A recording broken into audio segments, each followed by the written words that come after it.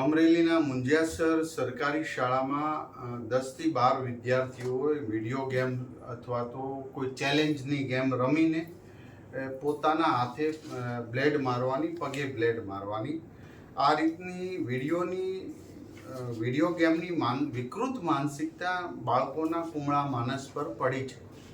જ્યારે આ ઘટના થઈ ત્યારે અમારા જિલ્લા શિક્ષણ અધિકારી દ્વારા તાલુકાના જિલ્લા શિક્ષા વિભાગ દ્વારા વાલીઓ સાથેનું અને વિદ્યાર્થીઓને ઠપકો આપીને વાત 8 દિવસ પહેલાં પૂર્ણ થઈ ચૂકી.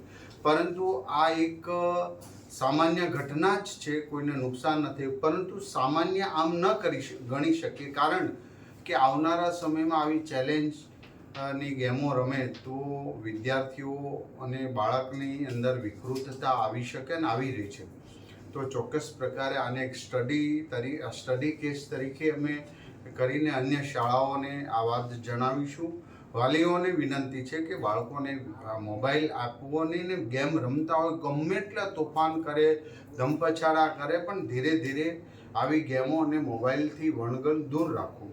આત્મહત્યા, કૂદી જવું, આવા બધા જ ચેલેન્જો બાળકો આપે છે અને એના હિસાબે જે હારી જાય એ બ્લેડથી પોતાના શરીર ઉપર ઘાવ કરે છે, પગ ઉપર કરે છે, જે જીતી જાય એ દાંત હસતો હોય છે. તો આવી જીત, આ વિકૃત માનસિકતા તરફ સોશિયલ મીડિયા અને ગેમ દ્વારા જઈ રહ્યા. તો મારી વિનંતી છે કે આ કેસમાં તો અમને મીડિયા દ્વારા પણ જાણ થઈ છે અને મેં અત્યારે ફરી વખત તપાસ કરી અને સ્ટડી રિપોર્ટ કરી આ બધી શાળાઓમાં અમે મોકલશું, જેથી કરીને અન્ય શાળાઓમાં પણ આવી ઘટના ન ઘટે. તો વાલીઓ પણ, શિક્ષકો પણ પહેલાં મોબાઈલ છોડી મેદાન અપનાવે, ત્યારે જ બાળકો અપનાવશે. આવો સૌ સાથે મળીને આપણે આવી ઘટનાને કોઈ પોલિટિકલ અંજામ નહીં, પણ આપણું બાળક છે, ગુજરાતના દરેક બાળકો આ રીતે વૈચારિક સમૃદ્ધ બને એ હેતુસર તમામ લોકો આપણે આગળ આવી અને આવા પ્રશ્નો સોલ્યુશન માટે સૌ પ્રયાસ કરીએ. એવું એ રીતે જે મને જાણવા મળી એ તમામ હકીકતો પાછી હું મીડિયા સમક્ષ આપીશ.